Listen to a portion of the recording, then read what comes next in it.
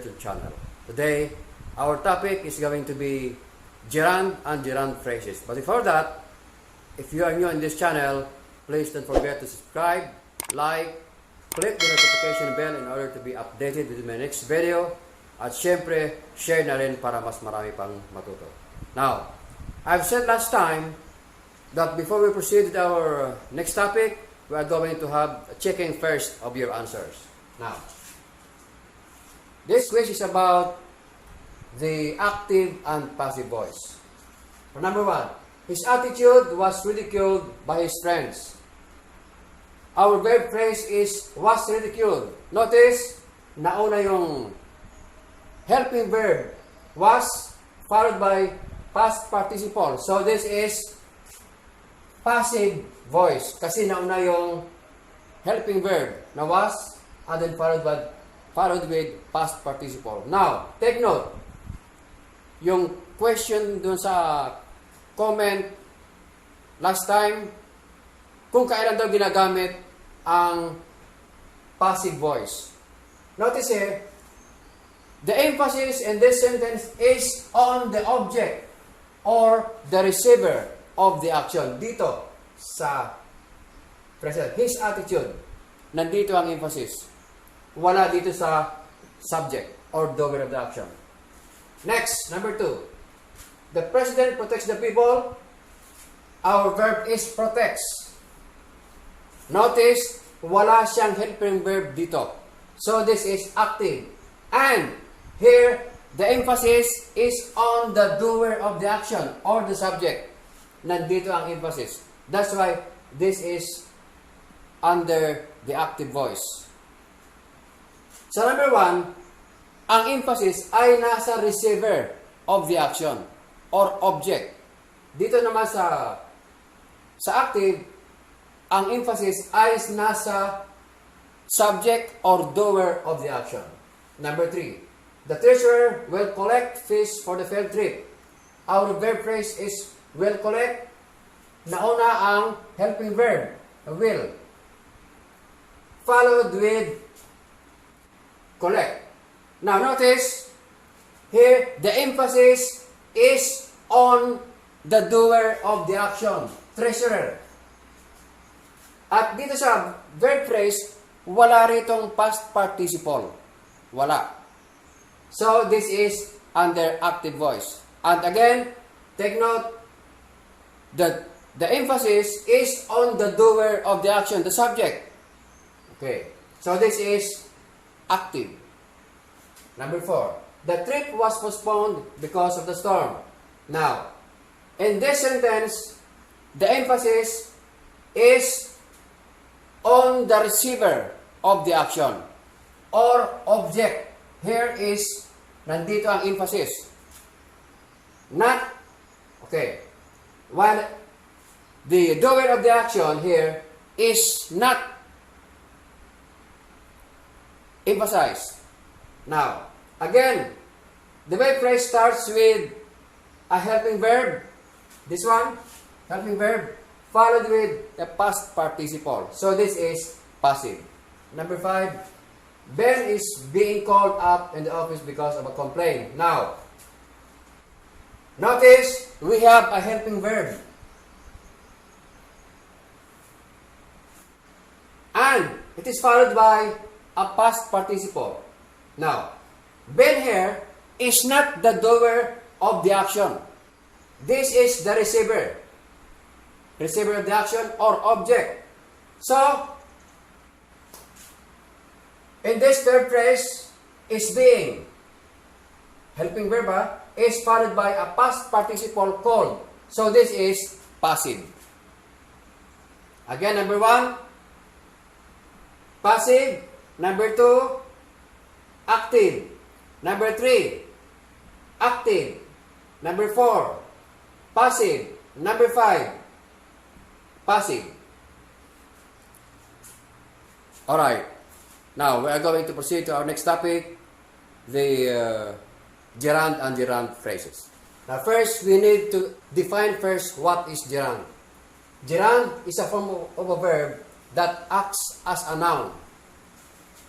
Okay, remember, it is a form of a verb, but in a sentence, it is not acting as a verb, but it is acting as a noun. Right, like this one. Swimming is fun. Our gerund here is swimming. If we are going to look this up in the dictionary, swimming is not a noun, but it is a verb. But here, in this sentence, it is not functioning as a verb, but it is functioning as a noun. Because it is the subject of the sentence. Now, to prove that, para mapatunayan natin na ito talaga ay na nagpa-function na noun, we are going to replace this with a real noun. Say, for example, we are going to replace this with basketball. Okay. Basketball is fun. This is a noun. So, kapag ganito, pwede mo siya palitan ng tunay na noun, then it is a gerund. Next, he appreciates my singing. Now, here our gerund is singing. Ito ang ating gerund. Now, notice, singing, swimming and singing, both ends in ing. If you are going to look this up in the dictionary, it is a verb under present participle because it ends in ing. But in this case, it is not functioning as a verb, but it is functioning as a noun. Like this one. He appreciates my singing. Para mapatunayan natin, we are going to replace this with a noun. He appreciates my shoes.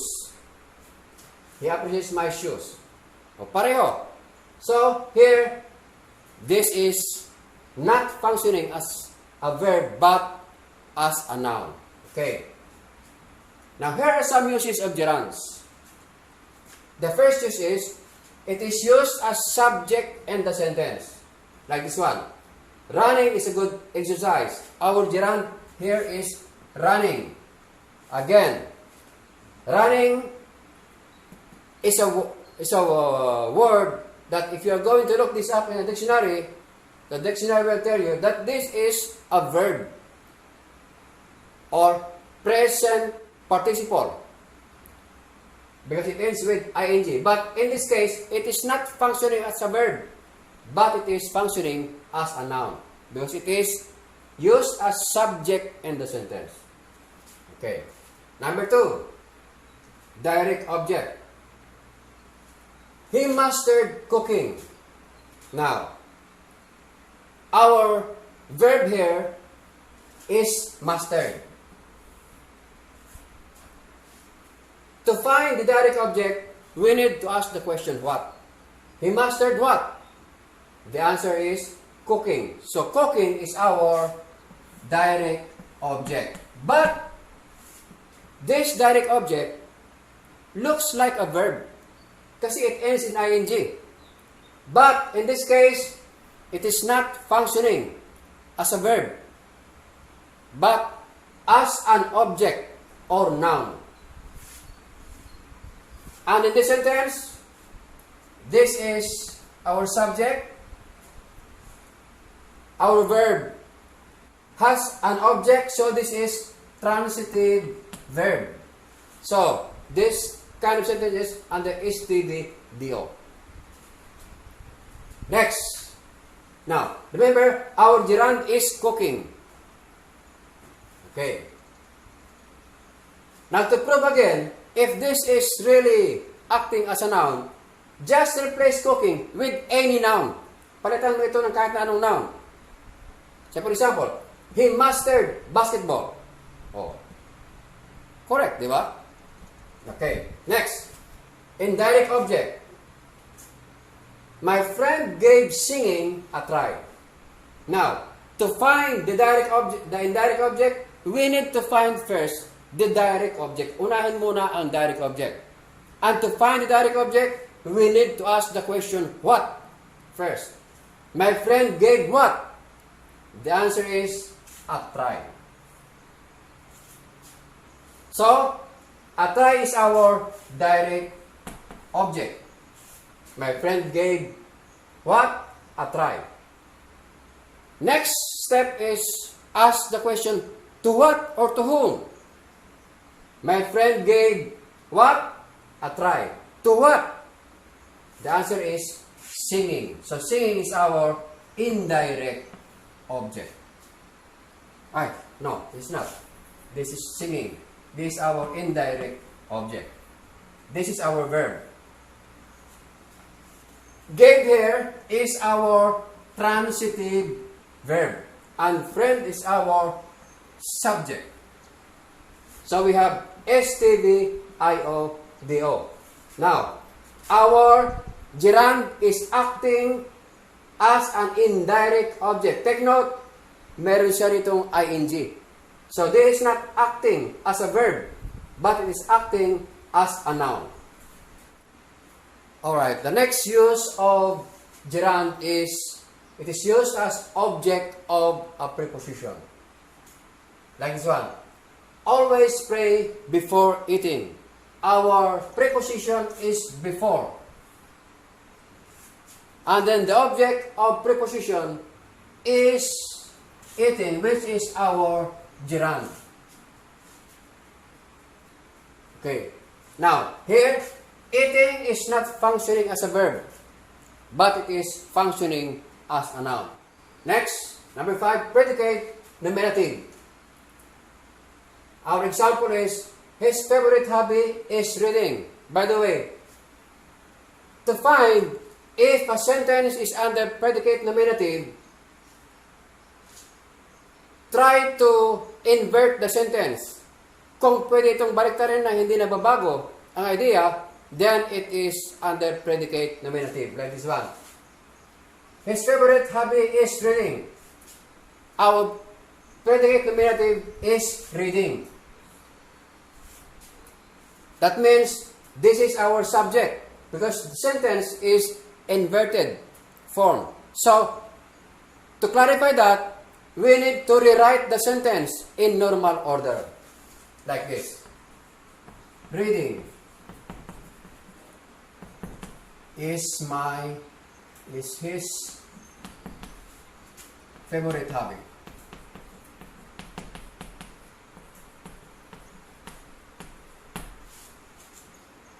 Now, notice our verb is a linking verb. A sentence is, it is a predicate nominative is the subject is connected to the predicate with a linking verb. Ito lang siya. Linking verb lang ang pwedeng mag-connect sa subject at sa predicate under predicate nominative. So, here our subject is reading. So, kapag nabaliktad mo siya, ito na siya ang subject, then, in the original sentence, this is also our subject. Pero ang tawag ito ay hindi subject, but it is called predicate nominative. Yan. Predicate nominative siya. Pag nabaliktad mo na siya, ang predicate nominative ay magiging subject. This is if the verb used is a linking verb. Kapag action verb yan ay hindi pwede. Okay. Next, gerund is also used as appositive.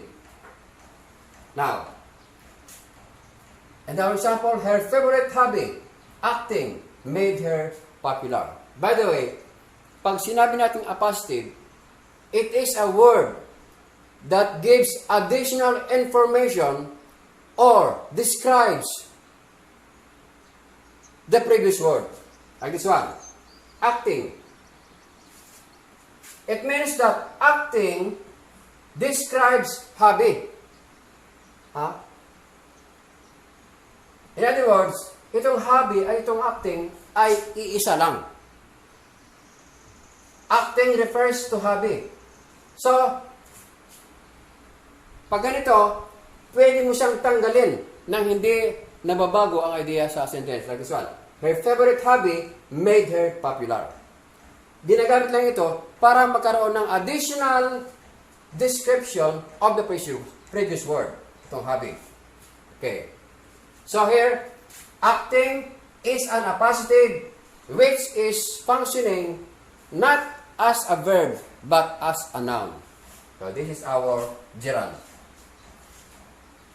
Alright, this is now how we're going to determine if a word is functioning as a gerund, verb, or participle. Now in this example, the audience is shouting. Now, here we have the verb shouting. It ends in ing, but it is accompanied with a helping verb. So, we have here a verb phrase. Verb phrase. And shouting is part of a verb phrase because we have a helping verb and then accompanied with a main verb. So, shouting here is acting as part of a verb phrase. For example, the guard noticed the shouting students. We have another shouting here.